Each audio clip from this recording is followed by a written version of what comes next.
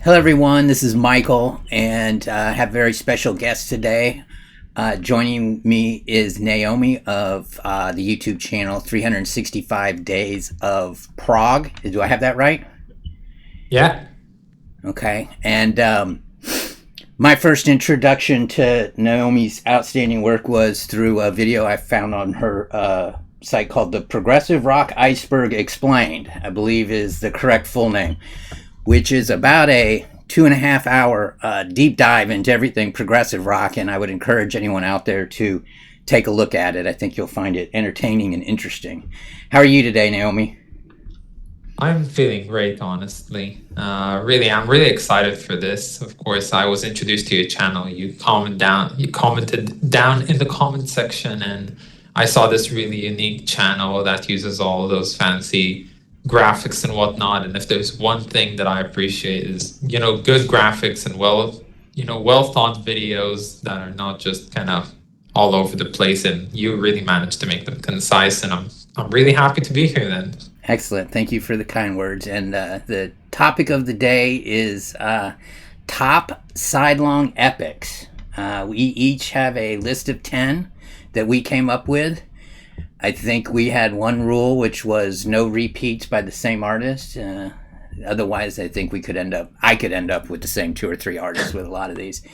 And I think we got a diverse list here that really shows the appeal of progressive rock and the broad range of progressive rock. So I'm excited to get into it. Any other thoughts before we dive in? It's definitely an eclectic list. Okay. Like, it surely is not what you'd usually find on like ranking the top 10 prog epics. So I really like the versatility here. And yeah, I think we really should just get into it. All right. So what we're going to do is we're each going to name one at a time here. I'll go ahead and start if you don't mind. I'll give you the last shot at the end. And these are not in any particular order. I think we both kind of agreed that you can't really rank these songs. We think very highly of all of them, or else they wouldn't be on our list. So just kind of random here, and I'll save one particular song for last. But to start with, I'm going to bring up "Falling for Forever" by Spock's Beard, which I think you said you had not been familiar with. Not with that one specifically. I know of Spock's Beard, but not that one. Right, and the background on this one is pretty interesting. The Crib Notes version of Spock's Beard is originally started in the late 90s, and Neil Morse was the primary creative force, and then he left the band in 2001, I think, and started a very prolific solo career, and he's been part of many bands. But when they got together to do a 20th anniversary release, Neil hadn't been in the band for 10 plus years at that point and made a very big name for himself in other places. But he wrote this 20-minute epic, Falling for Forever, and he specifically included individual vocal parts for himself and the other two primary singers in the band, including one who had joined after he left the band.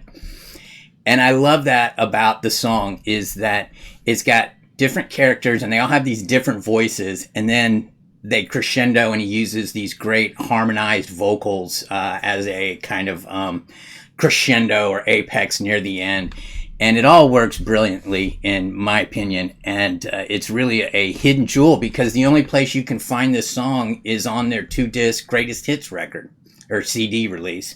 Obviously, I think in terms of physical media, I know most people are on streaming services, but really, really great song. I think it logs in about 22 minutes. And I think it's the best Spock's Beard song out there. And I just think it's interesting. It was written by Neil.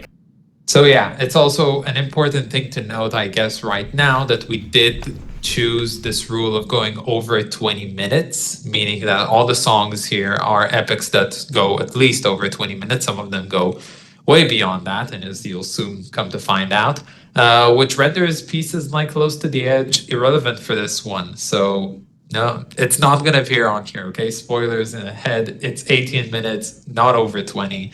But yeah, should I go for my 10th spot now? I feel like I should. So for some of these, I have the corresponding vinyl record because I mostly collect vinyl records. And my 10th spot, again, in no particular order, would have to be Rush with 2112, a perfect piece, in my opinion. One of my first favorite sidelong epics for sure. Of course, I'm talking about the title track of 2112. It just shows everything that's spectacular about this Canadian trio. You know, at some points, you really cannot fathom the idea that there's only three people behind this and that they're not using all too much, you know, studio magic to really create what they're doing. By virtue of their abilities on their own instruments, they just manage to, you know, to outplay and to create prog that is really out there. And 2112 is something that really doesn't exist, at least similarly in their catalog. They really went all out with this one. They created this story, of course, curated by Neil Peart, and it is a beautiful story. It goes through so many different moods. It is what progressive rock is, and of course, it is a staple of what you might call heavy prog, not quite verging into the metal genre. Now, I personally had a time where Rush was really one of my all-time favorites. I feel like I still have a very soft spot for Rush as a whole, and especially for this track in particular, as well as the rest of the album. And while they have great pieces like, the great albums like Moving Pictures and Hemispheres and Farewell to Kings, this track, 2112, is the reason why this would be my favorite album of theirs of all time. And while this is an explosive, you know, opening for my list, there are definitely epics that I would even rank higher than this one. Yeah, I mean, Rush is foundational for me. One of the bands that I got into when I was 10 or 12 years old, and it was this album, 2112. And what's interesting to me is I think you could put a 10-year-old or a 15-year-old from any point of the last 50 years and put them down and say, listen to this album. And they'll listen for 20 minutes because it's so compelling from the very beginning, and it's got that great story, and it's very accessible for a 20-minute prog album because it's got the, you know, the different chapters or segments, whatever you want to call them. I will never... Rush was the first band that I ever saw. I will never get tired of Rush, even though the latter half of their catalog is not all that great for me. All right, we're off to a fantastic start here. So I'm going to go with my next one, which we are going to get to yes, because they have, like, I believe 8 different sidelong pieces that meet the criteria here. But I chose Gates of Delirium from the album Relayer. And I would have chosen it even if we didn't have the 20-minute rule, because Gates of Delirium is my favorite song by Rush. I mean by Yes. I could have chosen a number of their songs, including Close to the Edge. It's obviously classic, but I like Gates of Delirium because it's so unique, and it has almost an angry... Yeah, there you go. Thank you. It has almost an angry yes. You know, like the parts where they're... depicting the battle, if you will, is so aggressive and a little bit outside their normal sound palette. And you have John Anderson writing lyrics that when he's talking about killing people and going to battle and all this stuff. And normally he's not really, you know, that area in terms of lyrical content. He's usually just trying to make people feel good. It's just a fabulous song. I love the guitar solo from Steve Howe. So tasteful. The volume pedal work that he uses on that is just so terrific. Another one of my absolute favorites from that era. So I think we've gotten 2 70 songs so far, and one that was made in 2001. I'm going to keep track of the years as we go. Actually, that's pretty good. I like that idea. Of course, Gates of Delirium. I probably would have chosen it myself had you not already chosen it for you. I don't want to be, too repetitive. Right. But Gates of Delirium is, for certain, my favorite sidelong epic of Yes. I love that entire album. I think that what Patrick Moraz does on the keyboards elevates that piece so higher than anything else. Rick Wakeman is amazing, but something about the uncanny, very much jazz-oriented insanity of Patrick Moraz just fits so well with the war, the war themes, the clashing battle at the middle of the song. I could not imagine it any different. And on the broader note, Sound Chaser, of course, is a Moraz standout piece. And To Be Over, just, there was a time where it would bring a tear to my eye every single time I heard it. It fits so well with where I was at life at that point. So, of course, that whole album to me is a masterpiece. And my viewers of my channel would probably know that it is my favorite Yes album. So yeah, beautiful. It's interesting we're aligned there, because there's a lot of choices from Yes. There's a lot, and I've seen so much, but I know Relayer, from the cover to the music to the length to the themes, everything to me is perfect about it. And if we're talking about going over, seeing what tiers we're going for, I'm actually going to go with my next pick, which unfortunately I don't have the vinyl yet because I'm still waiting for it to arrive. It is a new album. Came out just, I think, November 1st this year. So really only a few weeks ago. And it's by Beardfish, the Swedish eclectic prog band, and the piece is called Out in the Open, and the album is called Songs for the Beating of Hearts. Out of the Open is a triumphant comeback piece for this band. If you don't know, Beardfish have been absent for almost, I believe, 9 years now. They've gone into hiatus. The band members were just establishing, their family life and whatnot. They were pretty young when they started in the early 2000s. And they've just come back, with the original lineup and as explosive as ever. And the funny thing is, when they released the singles going up to this album's release date, I felt like the singles weren't that interesting, and I thought that this was just going to be, a slog of an album, pretty popish. But then they dropped this, and out of nowhere there was, a 5-parter side-long epic ranging for, I believe, 22 minutes, called Out in the Open. And it is perfect from start to finish. Really shows that these guys have somewhat matured during that time. So for anyone who doesn't know Beardfish or doesn't know that specific album quite yet, because again, it's been out in the open for just 4 weeks now, I really highly encourage, go check out Songs for Beating Hearts.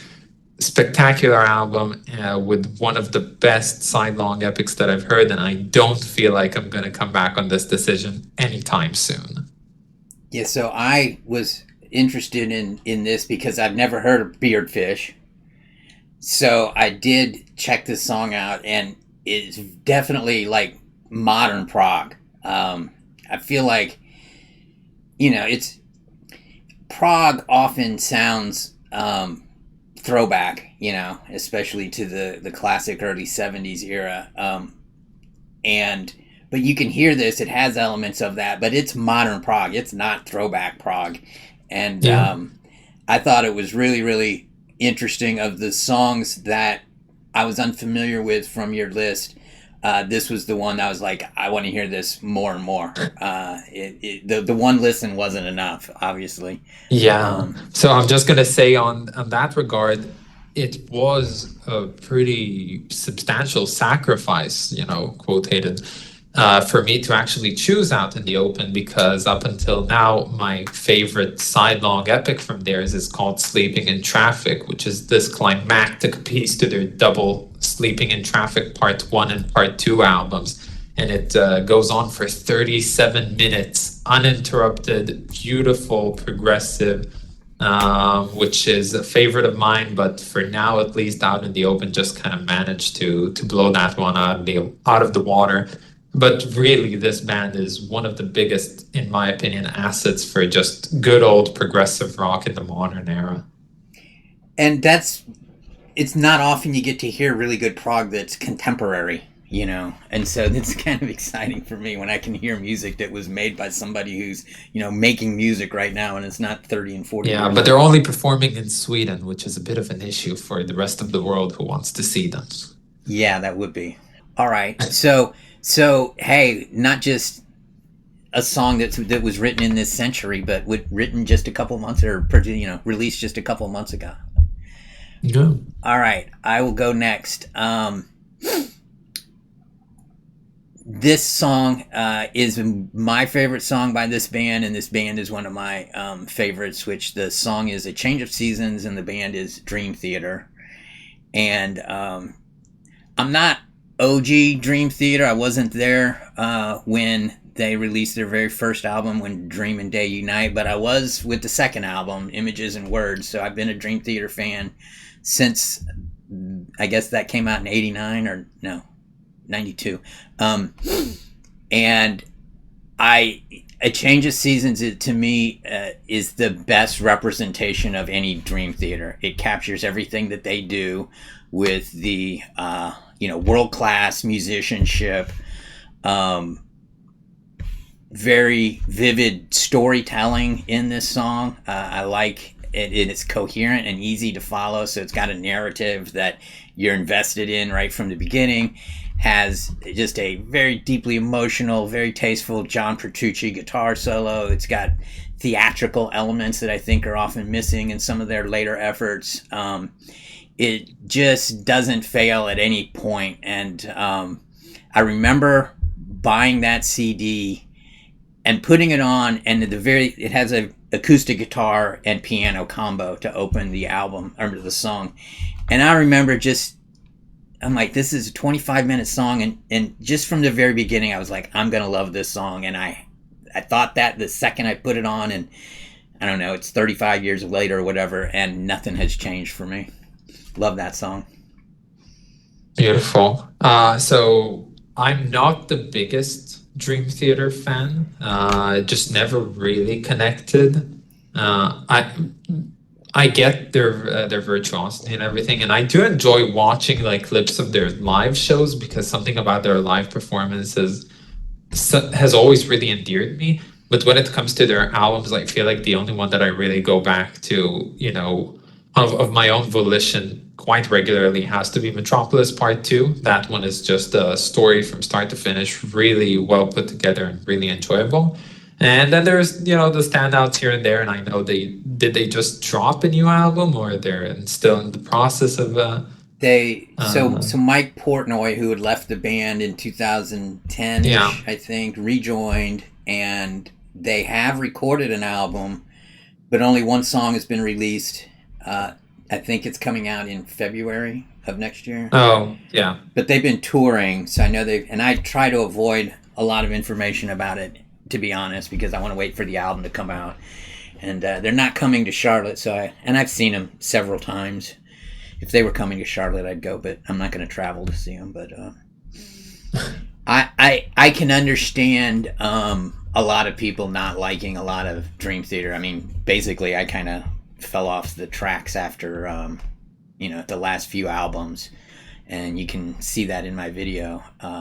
But the early albums, those 90 albums, Images and Words, which was an EP, this wasn't part of a full-length album. It was released. Oh.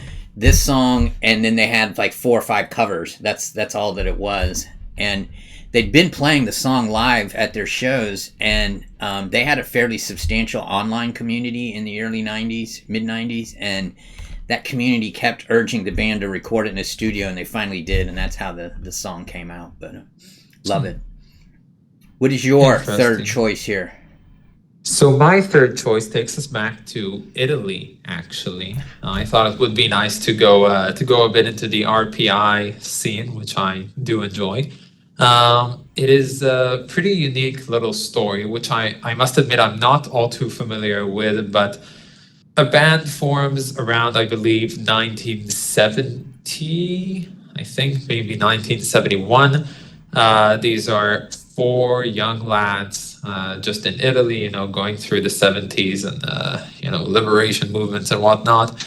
And they decide to take Thus Spoke Zarathustra by Nietzsche, which they really love the philosophical implications of that book, and to compose a piece based on it, which covers the entirety of their only album, which has the name of Zarathustra. And this piece, Zarathustra, is by a band called Museo Rosenbach, and they performed it excellently in that original album, which I love, and I love the cover for it. It just really feels like the Zarathustrian god. But then they did something to me that seems to be slightly even more miraculous. They disbanded sometime in the 70s, and they really had a short, shelf life. But then around 2012, they decided to reform. And one thing that they did is to re-record in a live setting this piece.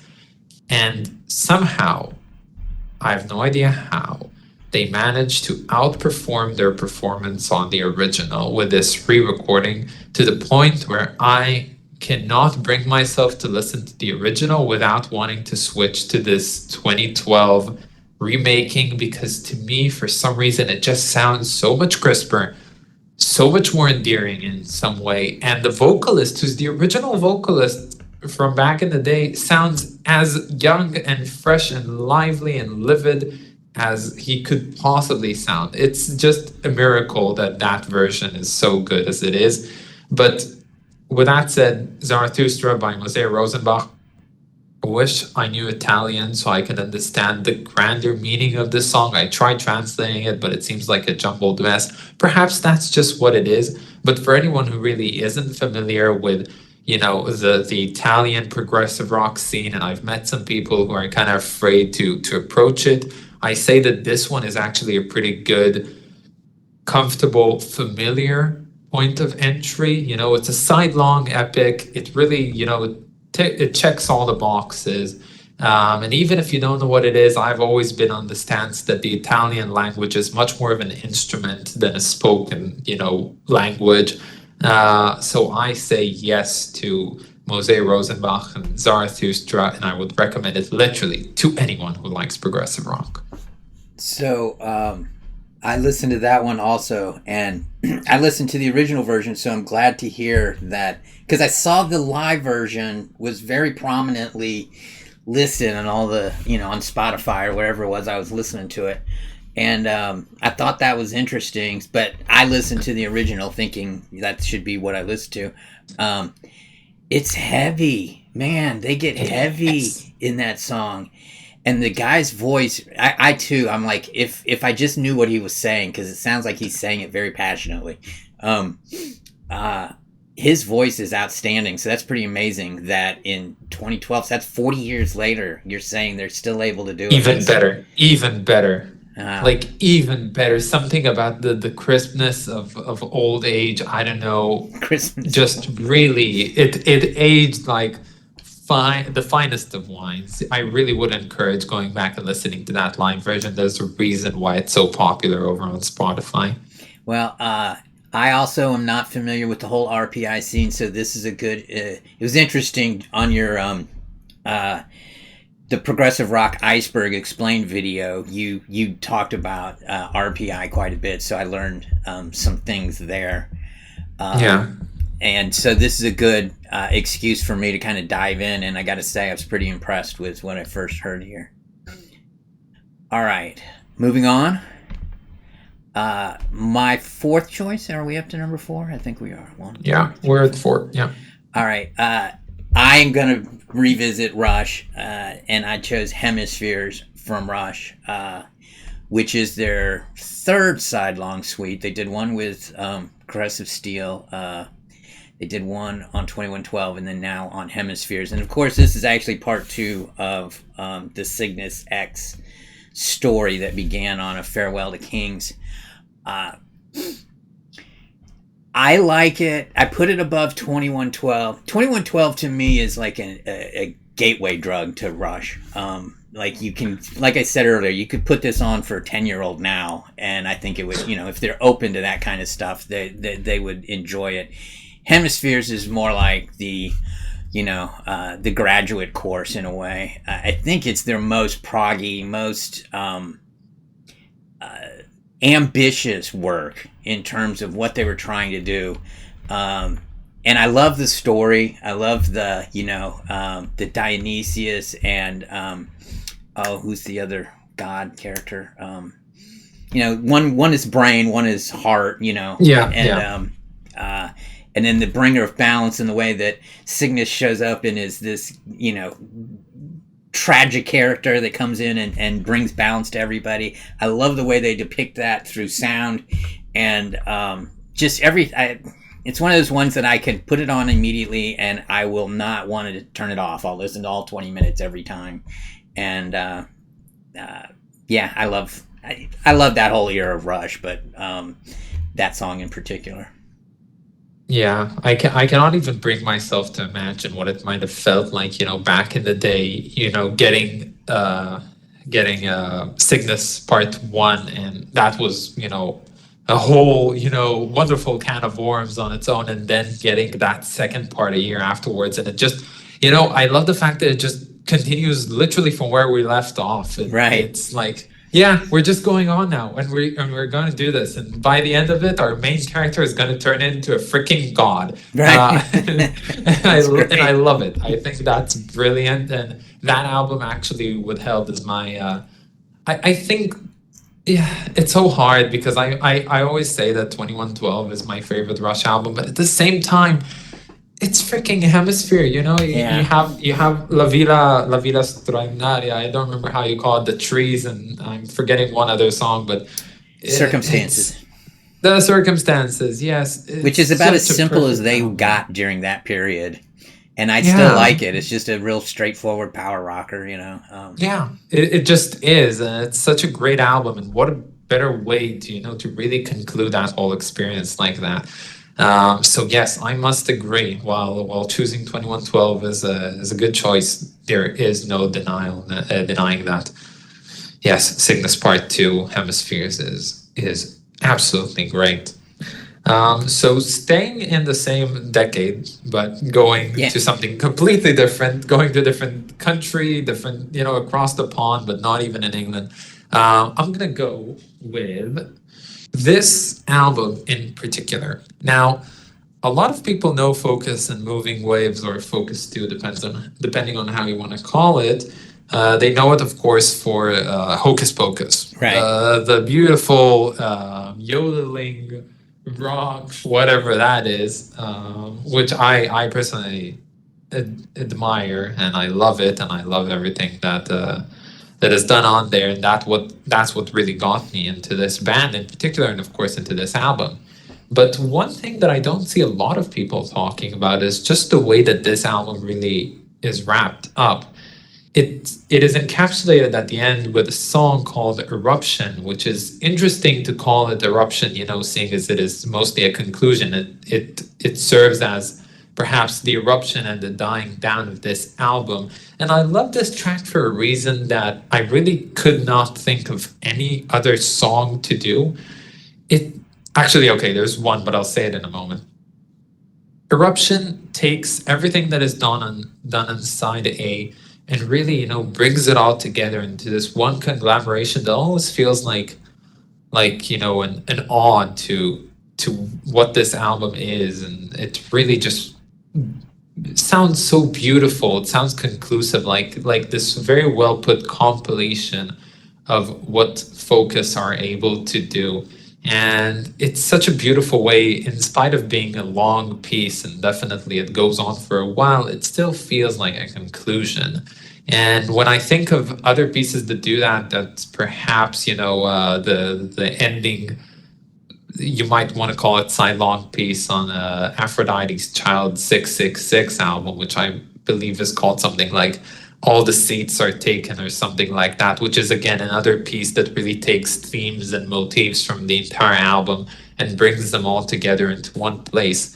But this one is purely perfection for me. Everyone's doing their best here. You have Thijs van Leer, of course, and I'm really getting stuck on names right now, which is such a shame. Pierre van der Linden, and I'm forgetting the main guy's name, the yodeling one.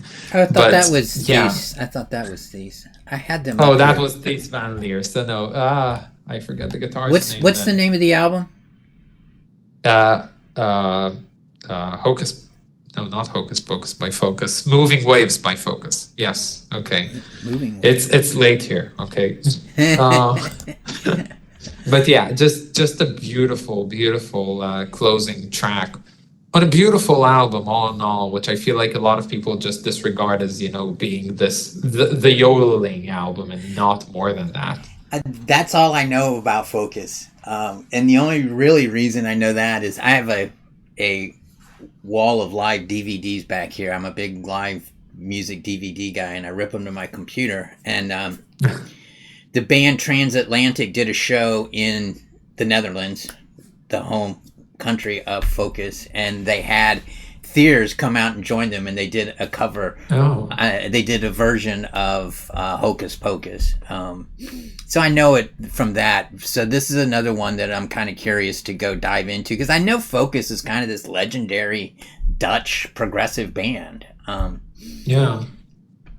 I feel like the prog status is something that is to be taken with a grain of salt, because they're definitely progressive, but for some reason they really managed to be popular with the masses and whatnot. They're not strictly remembered just as this progressive rock band.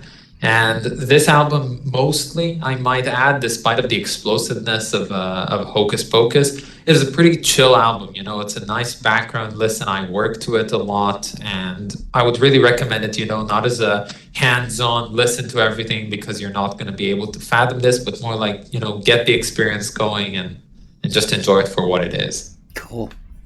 All right. Next for me. I kind of cheated on this one. I have Misplaced Childhood Side 1 from Marillion. Now, Side 1 is actually broken up into songs. They're listed on the album or the CD, and you can skip to them. But if you listen to it, it sounds like one musical piece. And originally it was supposed to be Side 1 and Side 2, and the record company convinced them to make some actual songs out of it. But that entire album, for me, is perfection. Side 1 especially, is just... You don't often think of progressive rock as being pop or commercial. And yet this music is very pop and very commercial and very accessible in all the right ways, like not the wrong ways here. Sing-along songs, just infectious guitar and piano melodies up and down the beginning. Just this wonderful story of heartbreak and disillusionment and eventually, kind of a rebirth at the end. Just a utterly, for me, Fish era Marillion is pretty much all very good, but this is a masterpiece. And Side 1 in particular, if I was going to say to somebody who doesn't know anything about Marillion, take Misplaced Childhood on, put that album on, and you'll be good to go. Just a complete masterpiece in my opinion. Yeah, so Ungodly Confession. Unfortunately, that's the one Fish era album that I haven't listened to yet, which I kind of feel as if I'm revered, in a way, or not I'm revered, but it's revered, because it is such a popular album. You see it everywhere in prog spheres. Of course you see Trick for a Jester's Tear. Not Trick. Script for a Jester's Tear. Script for a Jester's Tear. Yes, Clutching at Straws. Those appear everywhere, but Misplaced Childhood is just the child poster basically of what that era is, and unfortunately, I just haven't really gotten around to it. Now, when it comes to my personal relationship with neo-prog as a whole, viewers of my channel, especially long-time viewers, would know that I don't take to it kindly. There's something about neo-prog that really doesn't, latch with me. And I think the only band is the original, are the original pioneers of neo-prog, Marillion, that I can really appreciate. Even their last album, I really did manage to enjoy. But when it comes down to it, I feel like my relationship with neo-prog should start and end with Marillion. And I really should just get along to listening to that album, because there's probably a reason why everyone's talking about it so fondly. Yeah, it's interesting in that before that, their first two albums had been pretty dense, like not easy to get into. Like 10-minute long songs, you couldn't tell where a song ended and another one began because each song would have sections into it and they'd always segue into each other. But Misplaced Childhood is just much more accessible, and it was not where I would have thought the band went to, and it wasn't a conscious decision. It just kind of happened. I have some comments about Neo Prog versus original prog when we get to something later, because I got some thoughts there. So Okay. all right, you're up next. Fair enough. So I just noticed that so far I managed to evade talking about any bands or artists from either America or the UK, which is actually pretty impressive when you're talking about prog. We start off with Rush in Canada, Beardfish in Sweden, Museo Rosenbach in Italy, Focus in the Netherlands. And surprise, surprise, I'm actually going to stay out of the Anglo-Saxon kind of world. And I'm going to go to Germany now. Now, I'm not a huge fan as well of krautrock, but there is one band that managed to create absolutely perfect symphonic rock back in the 70s in Germany, and that would be Triumvirat. Triumvirat, again, as is to be expected, a triumvirate of three amazing players. Although they did have some changes in their lineup, unlike Rush, that stayed pretty consistent. This album, Illusions on a Double Dimple, is basically just two sidelong epics. The first one being Illusions on a Double Dimple, which is fantastic, and the second one being Mr. 10%, which is also my choice for this one. Now, I know that a lot of people don't know of them, which is unfortunate. They're basically, I hate it when people say it, but I feel like it's really true. They are the German ELP. They are Emerson, Lake, and Palmer, just in German. And the thing that I really enjoy about this piece, or this album in particular, is just how well they managed to construct this, entire sidelong piece and always keep it interesting, always keep it moving. And Mr. 10% to me is just a tad bit higher than the title track, simply for being, just so expertly written, so moving in so many ways. Like the way that it starts explosive, and you don't even notice, but then you're in this beautiful piano concerto kind of mood, and to me it really just plucks on the heartstrings. And then it starts telling a story and you're not quite sure what it's talking about, but you just kind of go with it. If anyone here knows it's in English, and if anyone here also knows Grobschnitt, again, another German symphonic prog band, it somehow resembles that a bit as well. These German guys singing with their German accent, English, and they're telling these weird stories, but they just kind of work. To me, one of the best parts of this is, I think his name is Jürgen Fritz. That's the name of the main composer, keyboardist, and singer vocalist on the album. He is a virtuoso on the keys, really, and he also writes endearing lyrics, and then the drums are just out of this world. Really a good listen, especially, and this is for anyone out there watching this, if you like Emerson, Lake and Palmer and you don't know this album, you have to get to know this. It's another trio of exquisite players doing basically everything right on their beautiful epic. So I'm going to go off on a little bit of a tangent here. I'm old compared to you. You're young compared to me. And how do you know all this stuff about music when you're so young, and all this stuff is from, I've had, a long time to accumulate my knowledge of this stuff.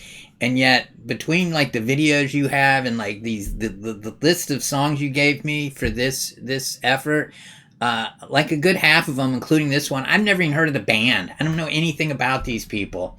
And I feel like I'm a pretty smart guy when it comes to this. So So the thing is, the name 365 Days of Prog isn't as random as it might seem. Going back to my channel, one can see that I have 365 album reviews on there, which I did throughout the entirety of 2022. So I set myself a goal in 2021. I realized that I was re-listening to the same albums and prog songs over and over again without really trying anything new. So I told myself I'm going to do something, and I gathered a list compiled entirely by strangers' recommendations. My question was basically, what are the best prog albums that you feel like are less known or underappreciated out there? And I just compiled a list of 365 albums, and my original idea was simply to listen to all of them like once a day, just listen to a new album. But then I was like, you know what? Why not just make a series out of it? Why not review an album a day? I'm going to tell you a secret. It wasn't as easy as it seemed to be. Because apparently it takes about 5 hours out of your day to create an album review, including, listening to the album, writing a script, recording, editing, uploading.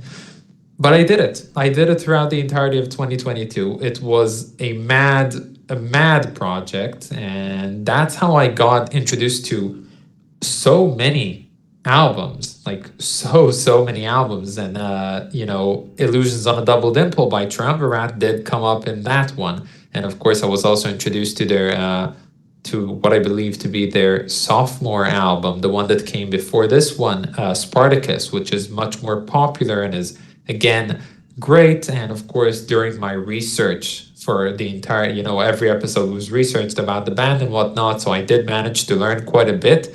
Though I must say, I watch channels like Scott from the Prague Corner or the Sea of Tranquility, and I envy their knowledge, and that experiential knowledge of people who really got to experience it in real time, and have always kept on with the times. So hopefully, like I can kind of catch up, but I know that's impossible. With what I can do, I research and I learn about them, and it really does enhance the listening and the music experience once really who are the people, what's the story behind the things.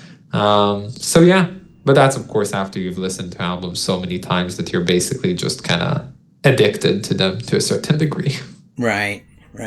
I just like I say, I find myself in awe of some of the things that you seem to know and that I'm unaware of, despite feeling like I'm pretty open-minded and to this stuff, but you've given me a lot of things to look into and test already. So this little effort here for this video has, Beardfish, Museo Rosenbach. I don't know if I'm saying that right.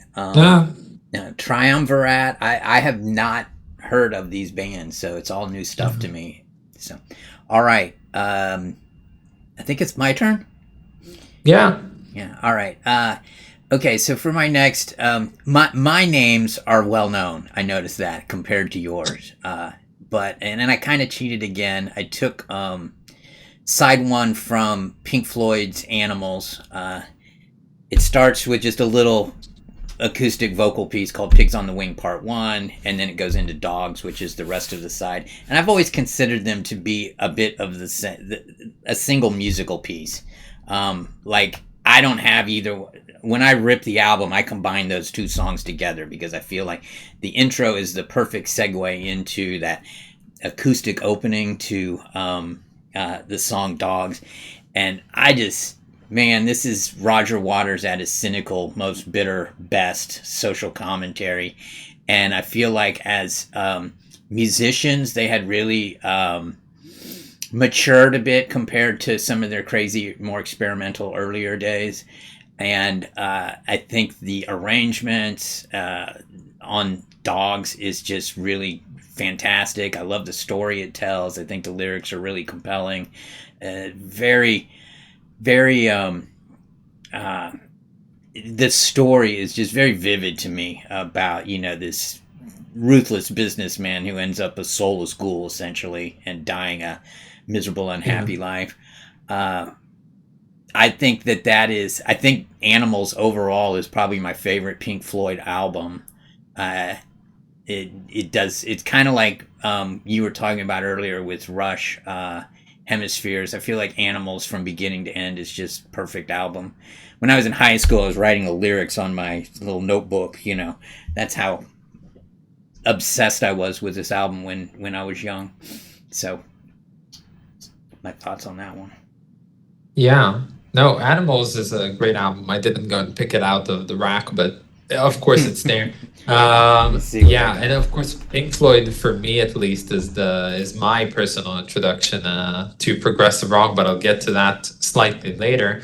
But yeah, I feel like I always had this opinion that Animals, especially after you read Orwell's Animal Farm, you really feel like the album simply needed to be, dogs, pigs, sheep, like that, from start to finish, the three social hierarchy levels and whatnot. But Pigs on a Wing, something about its shortness and its conciseness and the way that it's, aesthetically in a way dissimilar from the rest of the album, because it's really just a solo piece by Waters, written for his wife at the time. So they kind of just work the lone outside. Spot of hope on the whole album.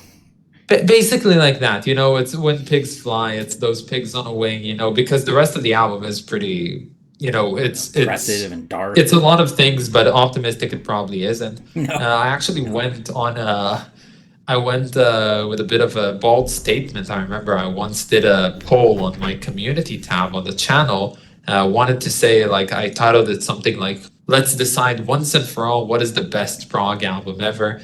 And I put, In the Court of the Crimson King, Close to the Edge, Southern England by the Pound. And then I put Animals. I was like, you know what? If there's one Pink Floyd album that really has to be a true prog masterpiece, it has to be that. And the fact is, most people, there was kind of a tie, and Animals got into that tie. So I feel like, yeah, no, I feel like that's just the right thing. So yeah, the entirety of side one can really be viewed. It ends with that, I believe, what is it, like a D chord, Pigs on a Wing, and then just goes into that weird chord that Gilmour plays, which I don't remember what it is, which sounds fantastic together. And I see this as a totally legitimate choice. So yeah, we're moving on to me now. Finally, at long last, I can come over to England, to the UK, here we go, and talk about a truly progressive band, one of the earliest ones. Unfortunately, I don't own the vinyl for this one. I don't know why I don't own it. I'm looking for it all the time, but I don't know why I don't have it still.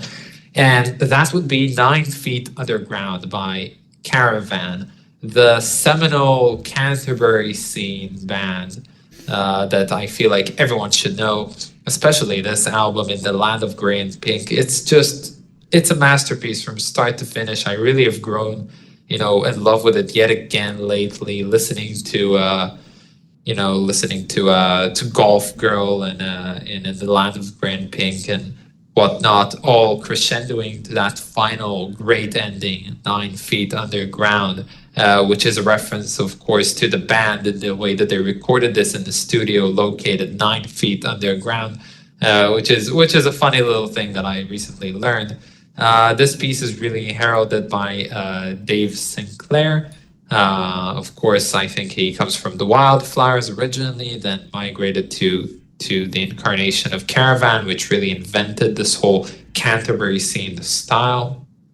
And 9 Feet Underground is, I believe, at least a pretty standalone piece in the way that, or not a standalone, but mostly, let's say, a standout piece, in the way that it really features something that you can see with a lot of these epics. It's just a conglomeration of parts, and they don't even try and hide it. There's one transition from one part to the other there, which is literally done by a lightning, by a thunderous bolt coming out of the speakers, and suddenly you're in a different part altogether. And they don't even try and hide it, and there's no forgiving for that, but it just sounds so good and iconic. And it's basically a 9-part, I believe, epic. Great sounding, beautiful, one of my all-time favorites. I know I'm not ranking by the order of how much I like these, but I would come back to 9 Feet Underground again and again and again, non-stop. It goes on for so long, and it's one of the best uses, in my opinion, of well thought out repetition. You know, repeating parts with only slight changes going over and over, and it's bombastic and it's great. And the way that it ends is so sincere. It ends with this melody written by Dave Sinclair. I believe that's part 7 in the piece, which is so sincere. The lyrics on there, you know, there's not a lot of them, but what exists on this piece is so expertly put together. You know, it has that slightly Monty Python British whimsy, but also a very sincere English countryside feel to it. And again, I know people who aren't that, you know, interested in, you know, inquiring about the Canterbury scene. And again, I would highly, highly urge anyone to do that, because this album in particular, this piece, is everything that there is to be loved about the Canterbury scene. And I listened to this one as well, and all I could think is, this is Canterbury right here. This captures it. And I'm not a huge Canterbury scene guy. It sounded very of its time to me. You could kind of tell this was made during that era. But I like it. Just kind of got this breezy, jazzy feel to it that I really dug. It was easy to listen to. You know, it's not a hard listen at all, in my opinion. It's fairly, you know, it's got parts that make you tap your toes, and you know, so another good choice for me in that. I was unfamiliar with the band. Again, another one of your picks where I'm just like, I don't know this band at all. I've never heard of them. All right, moving on. I think we're getting to, I think this is 6 or 7. This is 7 too. Yeah. All right. So this one's kind of a cheat for me as well. It's the song Echoes, made famous by Pink Floyd, but it is the version by David Gilmour that appears on one of his live DVD CD combos, Live at Gdansk. Am I pronouncing that right? Yeah, entirely correct, and I know that version. And man, I just feel like it takes what is already a really, really great song and just presents it in the most dramatic and compelling and super impressive way. So I was curious when I got that release what that song was gonna sound like, and I just could not have imagined them doing such a full-blown bombastic version of it and going, you know, full. I was expecting them to have like a 10-minute version, and it's 25 minutes long, which is actually longer than the original.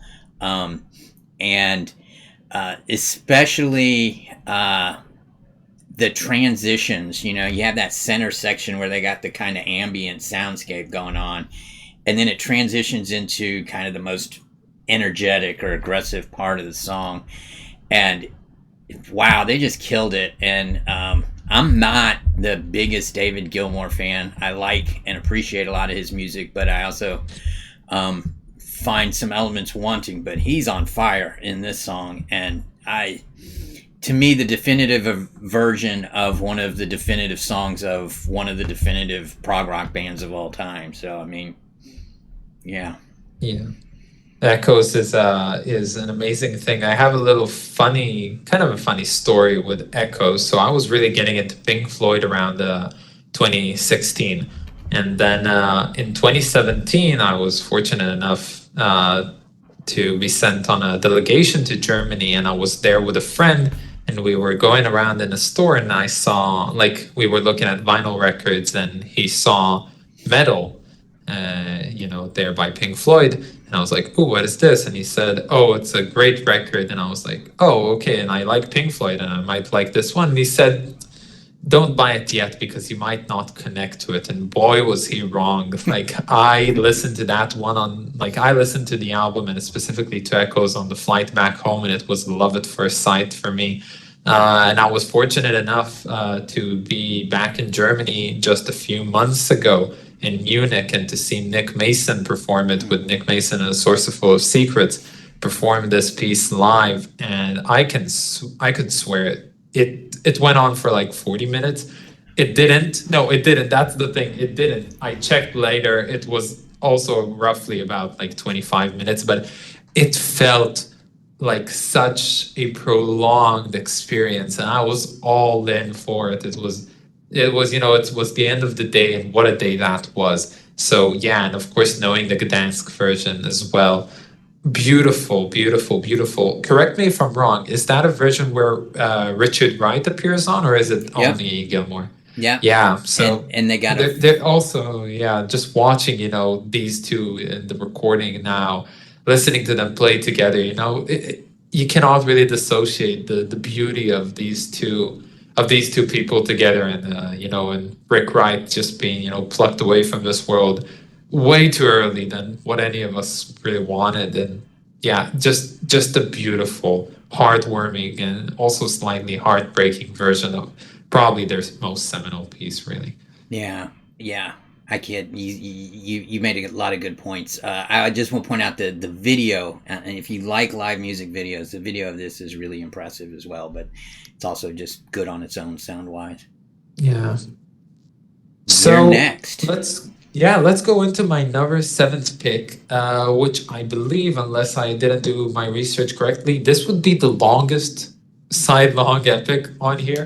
And when I say the longest, I truly mean it, because it encapsulates two side-long epics into it. Technically, of course, this with the advent of CDs, you're no longer restricted by only 24 minutes. So a band called Echolyn, I did a spoiler. A band called Echolyn decided to drop their album called May, with the lowercase m, very, very simple.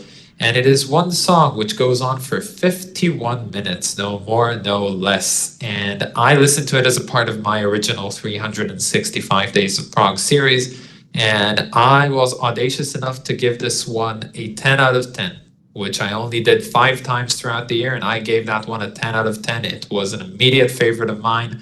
Everyone should know I have a soft spot for sidelong epics. And that's partially why we're doing this video, because I love them so much. And this one ticked all the boxes for me. The longer it is, the better it is, in my opinion.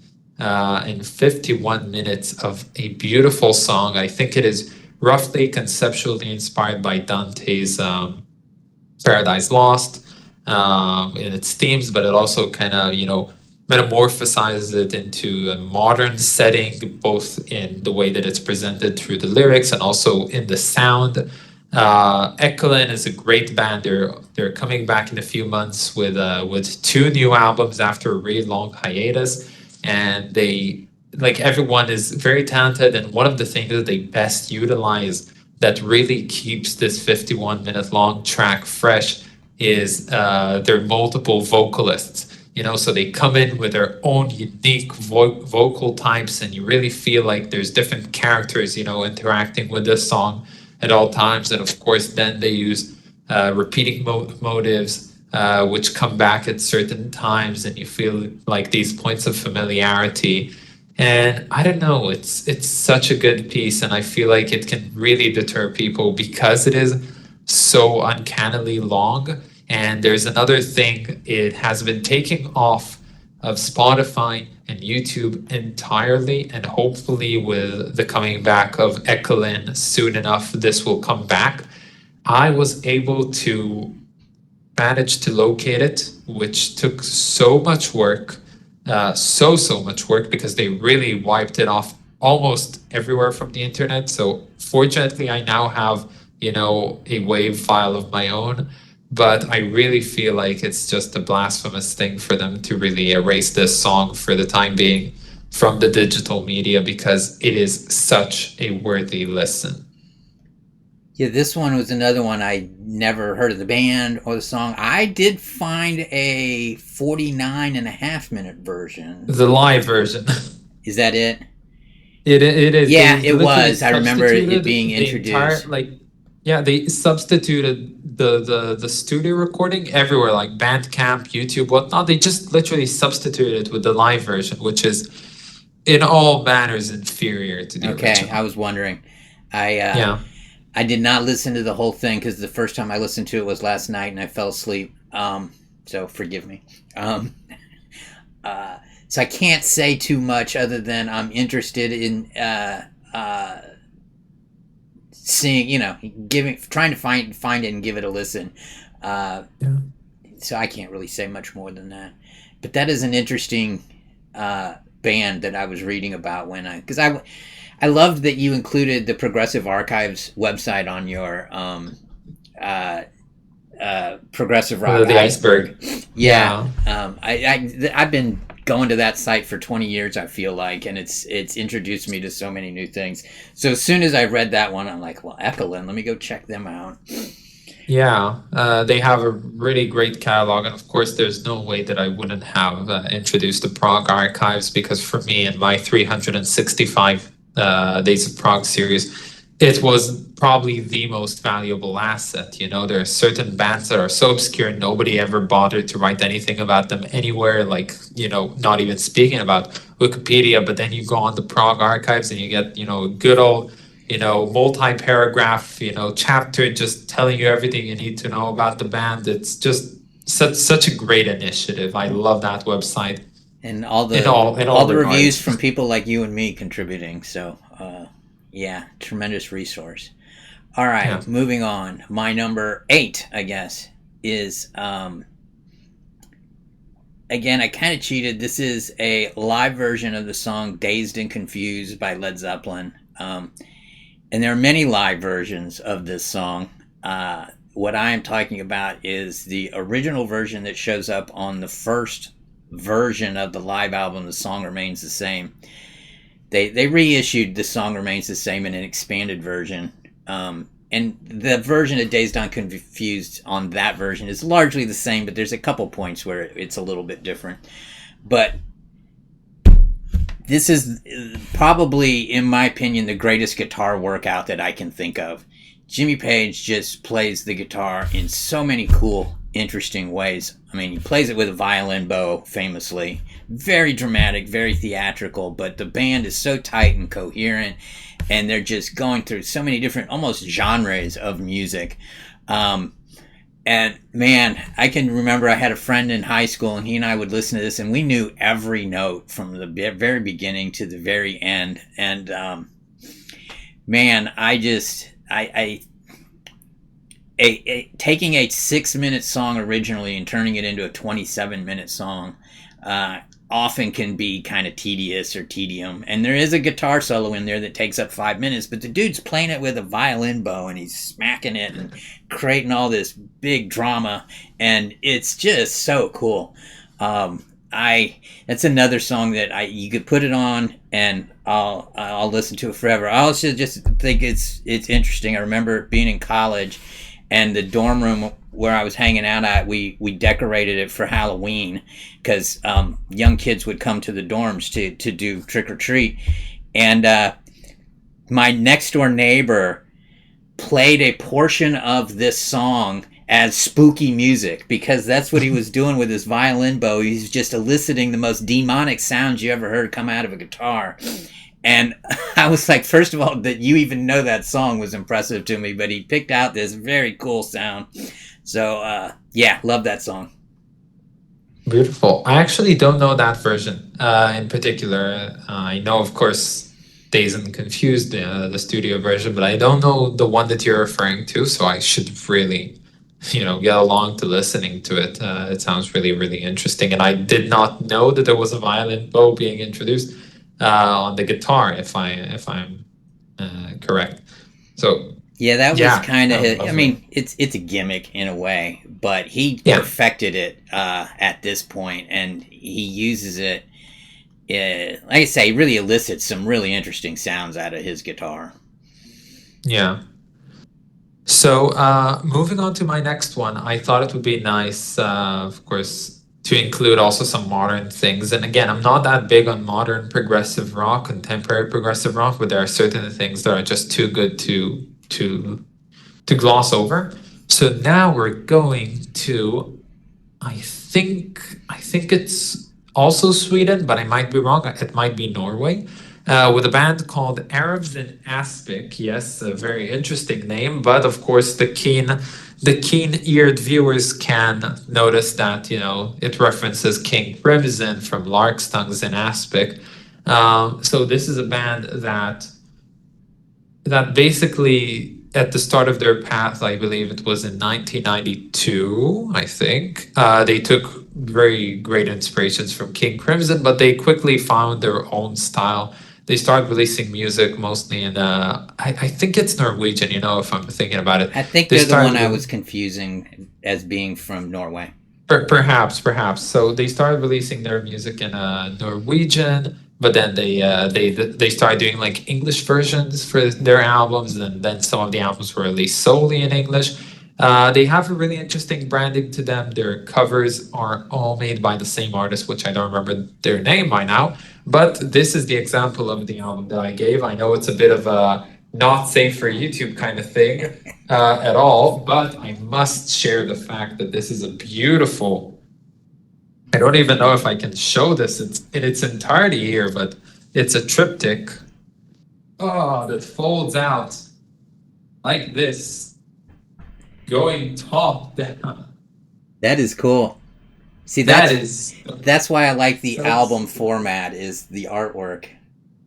The artwork is amazing, and the vinyl itself that they did for this issue is also Wow, that's cool. beautiful. And the thing is, this album is called Magic and Sin, which is this album came out, I believe, in 2023, and it is basically an English translation, an English re-recording and translation of an album that they had in Norwegian already, or in Swedish again. And it's beautiful. I actually prefer the English version over the original one. I know that Scott from the Prog Corner would disagree with me, but that is for me.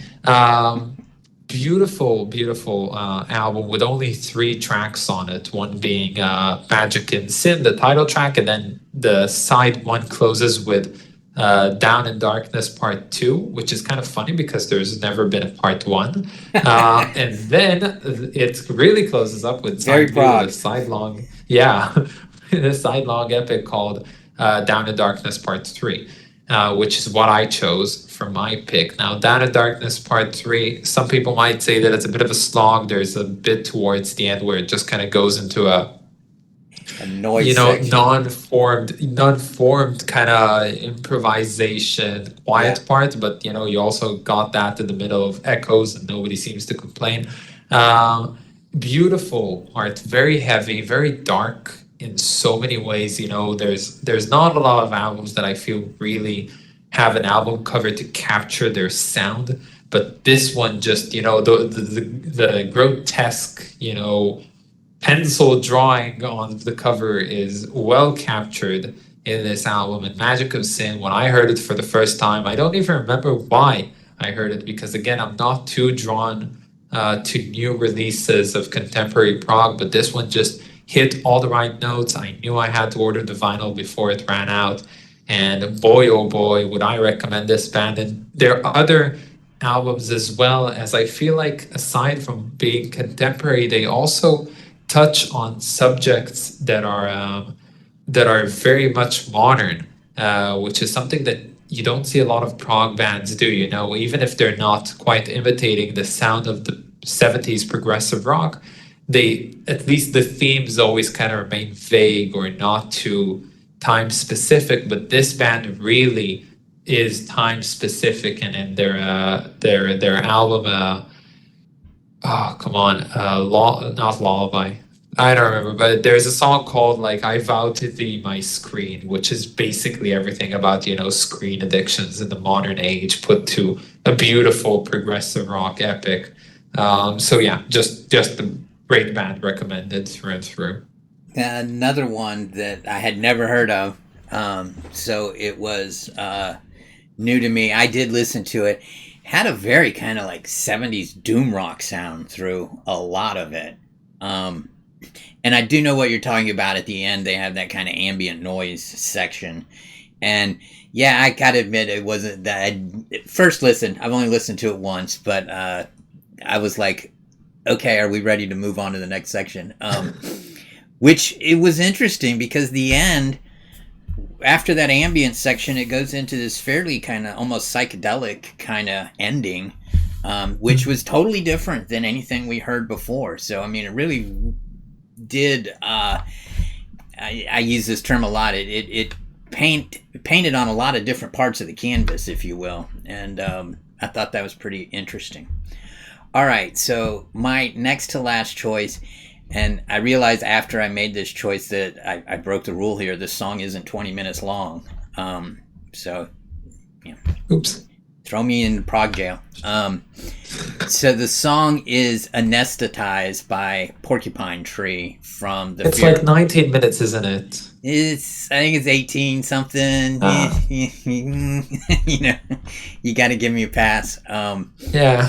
It's from their seminal album Fear of a Blank Planet, which is a concept album, fairly dystopian take on youth and their living vicariously through their screens and you know, not having a lot of social interactions, and it's a fairly dark album. And Anesthetize is, I can say it's 18, 19 minutes long. It's divided into 3 distinct sections. And the middle section is Porcupine Tree at their most heavy prog, really hard.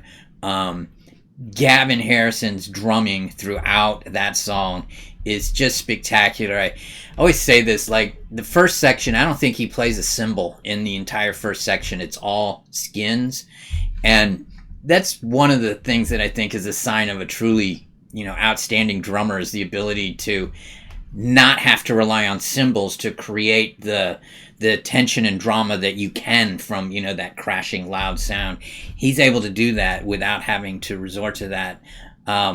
I love the lyrics, the storyline, and then the ending is so heartbreaking and full of yearning, and man, just a tremendous piece.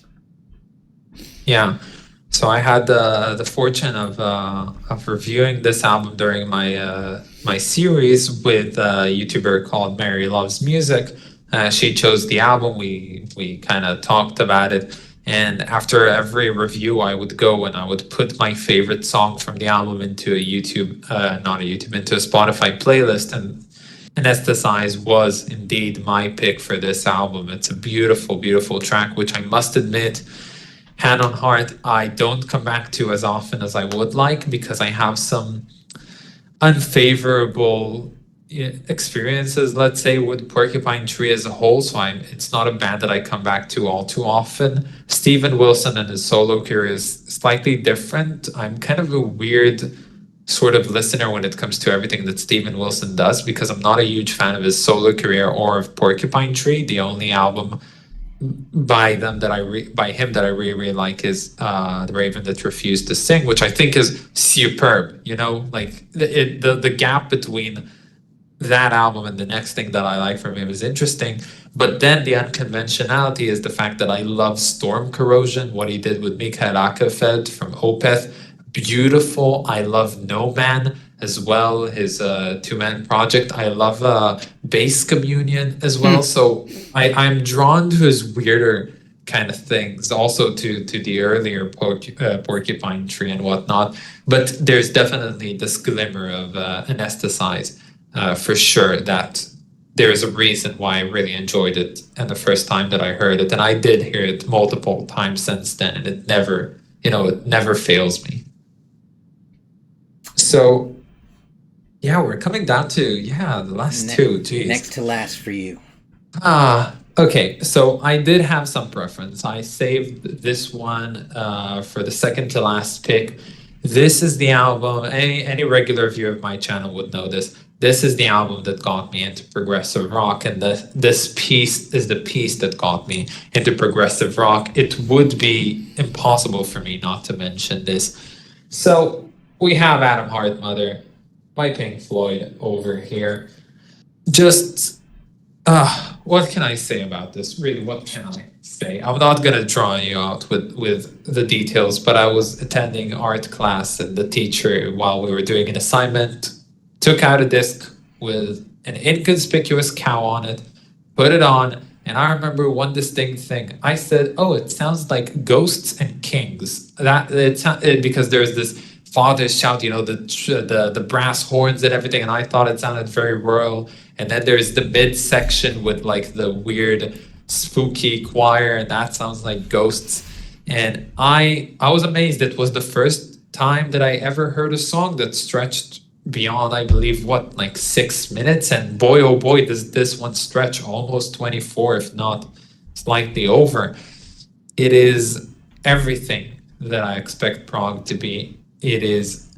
I think only recently I've come to terms with the fact that it's not my favorite progressive rock song, like, ever, which is a claim that I was pretty steadfast on for all the years that I've been a fan of progressive rock, because, to be honest, this is the song that got me into prog. This is why I love this genre and why I love the community and why I love everything.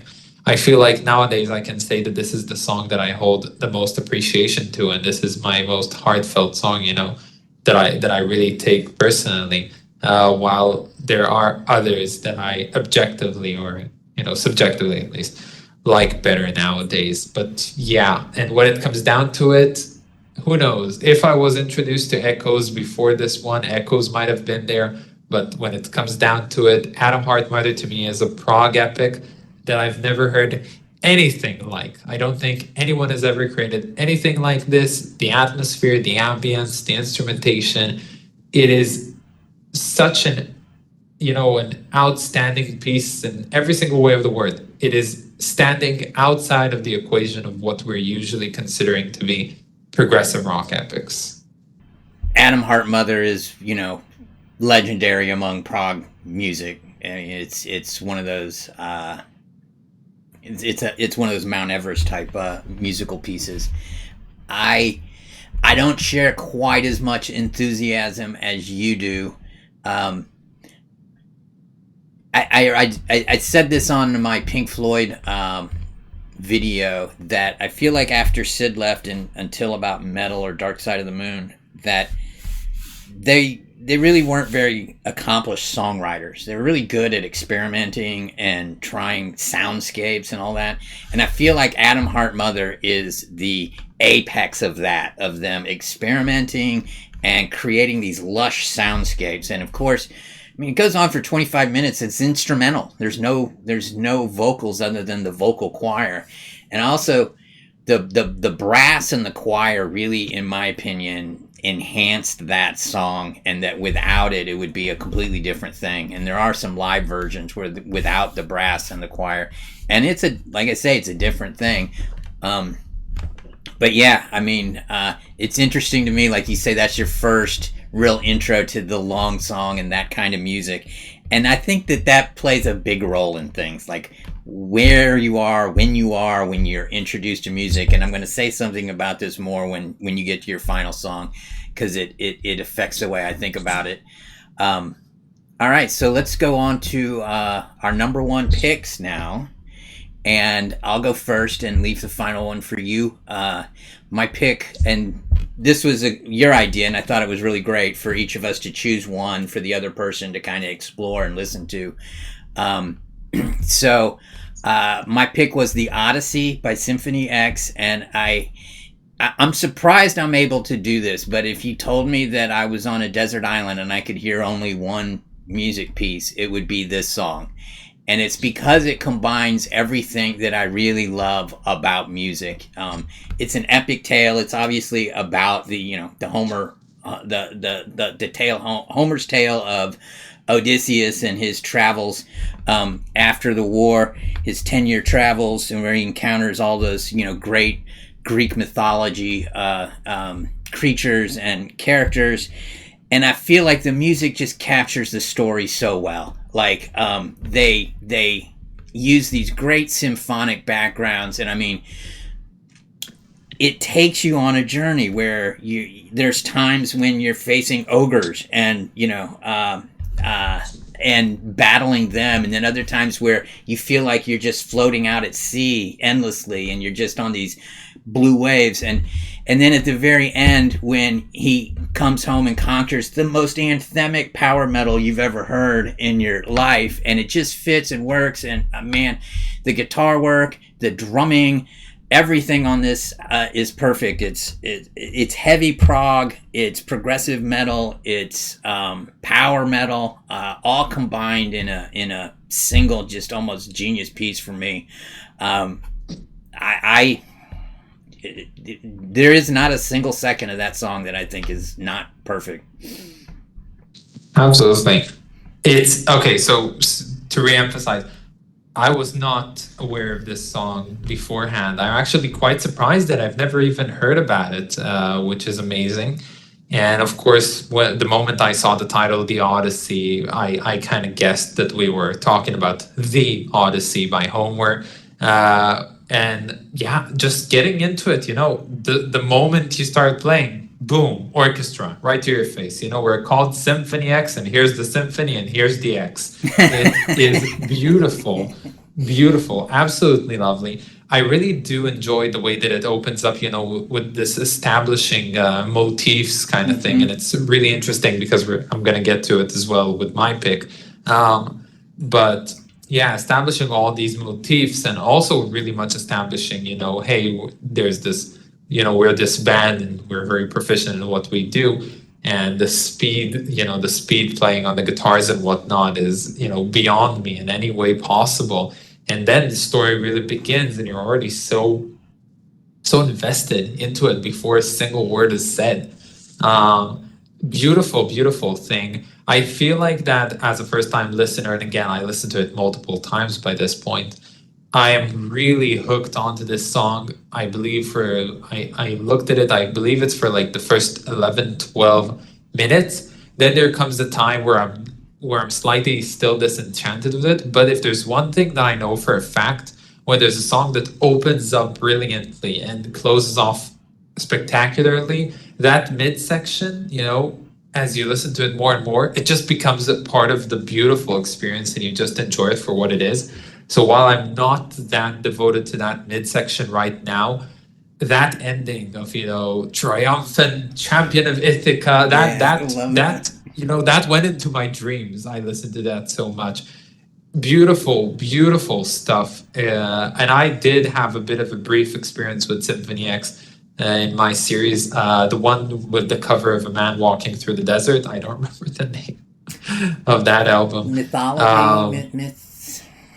Perhaps it would be beyond me to remember the name of it right now. But yeah, this is a very different experience of Symphony X and who they really are.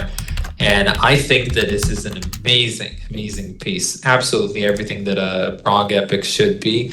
And also, yes, it is it really shows of an involvement. It's so heavy. It's not something that anyone would have or could have, I believe, produced back in the 70s. It really goes to show what prog can be in the more modern contemporary era.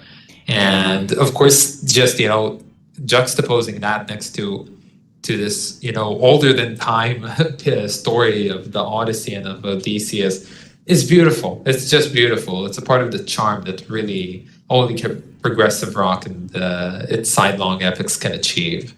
Yeah, I agree. It stands up there in that pantheon, right? In my opinion. So I'm glad that you enjoyed it, because I know that I think you're not really as big a fan of the power prog, the metal kind of progressive metal. I think you're more into the classic prog sound. So I wasn't sure, but I was like, well, I like it.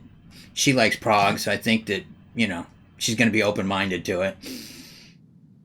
Yeah, and I definitely was. It was a great listen overall. And I think the most miraculous thing about this pick, and again, we just kind of asked each other, which ones do you know, which ones you don't know, and then we chose one song for the other to listen to. And when I chose my song, my top pick for you to listen, I had no idea there would be so many similarities, at least aesthetically speaking, between our two picks. That's what Now, I was struck kind me of too. yeah, no, and I'm gonna elaborate this on a moment. So I was slightly sly. I'm well aware of my main. I knew that it would obscure what my final pick is, so it's right over here on the wall. I'm gonna bring it over. By the way, your So, hair is the bomb. thanks. It's the weather that really helps it. So yeah, this is Renaissance, Scheherazade, and Other Stories, and it has 4 songs on it, if I'm correct. Yes, it has 4 songs on it, with of course the B-side being a side-long epic called "The Song of Scheherazade." This is Renaissance, probably my favorite progressive rock band. If I have to be entirely honest, I feel like Renaissance consistently rank as my favorite. Like, I have a disproportionate amount of their vinyl records in my collection. Like, I don't have all of the Pink Floyd records, but I love Pink Floyd. I don't have all of the Yes records. Yeah, but for some reason, I just collect Renaissance records like there's no tomorrow. And this one is above all the rest. If I first have to say, this one opens up with a trip to the fair, beautiful song, kind of a spooky connotation kind of song with a very carousel, rock type of thing, if that's even a thing. Goes on to Vultures Fly High, and then ends with the classic that is Ocean Gypsy, which I feel like a lot of people know and love and was a minor hit for the band. But then the song closes off, or the album closes off with Song of Scheherazade, which, much like the Odyssey, is a prog epic of great magnitude with the beautiful symphonic inspirations. Of course, they're called Renaissance for a reason, because they always incorporate, this orchestra. And this is in their era where they completely abstained from using electric guitars, which is also an interesting thing. So no electric guitars on this. Really? Yeah, just no. They had, so the story of Renaissance in short is that their first 2 albums is created by a bunch of people. That band completely disbanded and turned into the MK2 of Renaissance. And this Renaissance made 2 albums, 2 albums with electric guitars, and then decided to completely abstain from them for the next, I believe, 5 albums. And this is one of them, probably the peak. Song of Scheherazade is, of course, inspired by 1001 Arabian Nights, much like Homer's Odyssey, a classic piece. And it tells the story of Scheherazade. And there is nothing better than listening to the story of this female icon in literature, sung by no other than this female icon of progressive rock, Annie Halston, which recently ranked this song as her favorite Renaissance song, which makes her the best, the best person ever, basically, to be able to appreciate this song as the person who is behind its iconic stature. It is, I also believe, a 9-part suite. It tells the entire story. I feel like it does everything right throughout the whole way.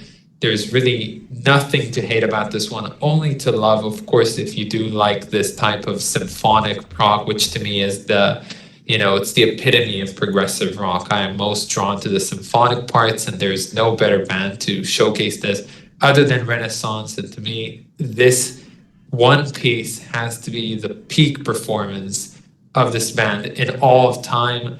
And unfortunately, we're not going to see it live again, because they're just going on their farewell tour now, and hopefully miracle has it that they'll do this track live one last time. Yeah, which is interesting. So let me give my full background here. I was aware of Renaissance. I had one album by them that I picked up in college.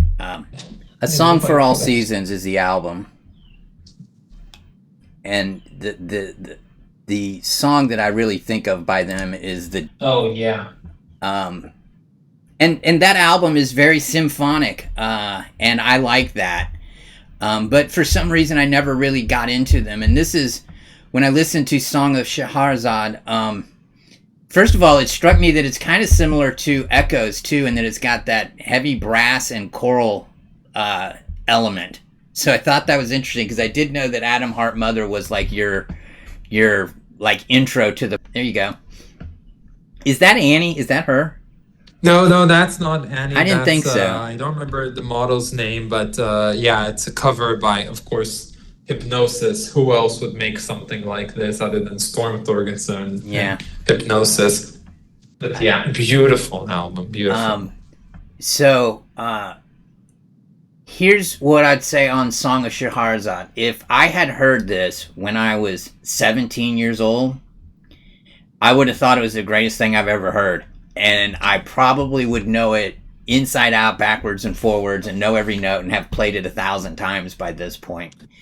And that's what I was talking about earlier, that where you are, when you are, who you are, when you hear music the first time can really make a difference. Especially, I mean, you're still at that age where, you know, I was still experiencing some of the albums that, you know, shaped who, you know, my feelings and who I am and what I feel about music.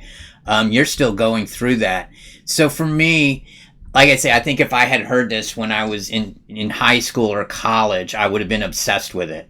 But hearing it now, I'm not experiencing that because I've heard so much other music between now and then that shapes my feelings towards it. I kind of feel the same way like about Marillion and Genesis. I was not a Genesis fan. I didn't know the early Peter Gabriel era Marillion when I was young, when I was a teenager. But then I got exposed to Marillion, who were called, you know, Genesis ripoffs when they first emerged. And and I love Genesis. I mean, I love that Fish era Marillion. And then when I went back and listened to Peter Gabriel era Genesis, I was like, oh, I get why they were saying Marillion was a ripoff, you know, but I still like the Marillion stuff a lot better, the Genesis stuff. Whereas if I'd been exposed to Genesis earlier, it might be the opposite way. You get what I'm saying? Yeah, it took me so long also to get Genesis. While Marillion was not my gateway to Genesis, definitely I get why they were called the copycats. But I feel like, you know, Genesis just provided this inspiration for this bunch of young lads in the 80s to basically revive progressive rock and, you know, reshape the genre from the ashes that were Genesis at the time. Yeah. So, Song of Scheherazade, I'm saying with you, I love the way it captures the epic, you know, the classic literary tale, and it tells this epic story through mostly music. I wish there was more Annie Haslam. Like, I feel like she doesn't really start singing until about halfway through. And I know that there's this, like, the intro has got that very symphonic, almost fanfare element to it. And I think that's cool because it feels like you're going out on a new journey, you know? And then there's a middle section where it transitions to a pretty quiet piano-oriented section. And I really liked that. I thought that, you know, it was a nice contrast to what we had earlier. And then I like when they emerge out of that into the more symphonic, aggressive, energetic portion. So, I mean, it's kind of similar in all these epics that we've been listening to that they tell a tale and they take you on an emotional journey where you experience, you know, heartbreak and fear and hope and then triumph and all these different emotions. And the ability to take a listener on a journey like that, I think, is really pretty much like required for an epic if it's going to be successful. And I feel like all of these do. And Song of Scheherazade, I think I'm saying that right. I love when they sing that in us, when the main melody, the vocal melody. So yeah, another one for me that's new and will probably make me look at Renassaince a little more deeply. Yeah, and I think on the broader note, really just talking about these epics, you know, these 20 plus minute long songs, we talk about it as if it's an obvious thing, but of course most of the music sphere doesn't go over the 3, maybe 4 minute mark nowadays. And I just feel like how many stories, you're missing out on, the ability to really expand and tell a tale and take the listener on this journey. How many people just don't know of this experience that is so prog centric in so many ways? And I really couldn't see myself without it nowadays. Like, how can we have a world, a music world, without, progressive rock epics that really are worth your time in so many ways? And I feel like, we see a lot of people nowadays who get, so enchanted, bewitched, even, you might say, by longer songs, which are starting to see a bit more popularity nowadays because they're discovering, I feel, the endless possibilities of truly long pieces and what those can do. So yeah, that I feel like we really covered just greatness over here and really captured the essence of what makes the side-long epic such a staple of progressive rock. Yeah, well said. And I'll just share two things before I let you go because you've given me a generous amount of your time, so I appreciate that. I have a 15-year-old daughter, and I wanted her to listen to a song. And I said, well, it's 8 minutes long. And she's like, no song needs to be 8 minutes long.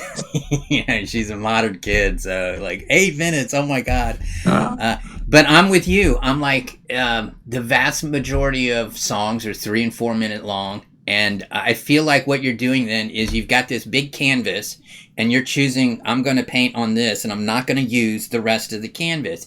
And look, I love a lot of 3 and 4 minute songs. And there's a ton of them that I'll listen to the rest of my life.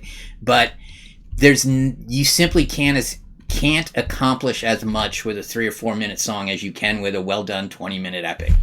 There's just no comparison. They're almost two different types of art. One is instant and instant gratification, where you're supposed to sing along and be able to get into it instantly, whereas the other requires a little bit of dedication and some time, and which is why I think a lot of the ones that we chose are not so dense that they're hard to get into, and that's a narrow line to walk, to play a 20-minute song that challenges you and tells this big broad story, but at the same time can keep you instantly engaged throughout the whole thing. That's really quite an accomplishment. Well, okay, I think we have covered this pretty dang well. Yeah, Naomi, thank you so much for your time. I really enjoy the channel, and maybe we'll find another topic to talk about sometime. Oh, definitely. This has been a blast. I thank you so much for it. It's always a good day when, when we can sit down and just talk about progressive rock and everything that makes it so great. That was the best part of it, just talking music. It's fun to share with somebody else who has similar passions.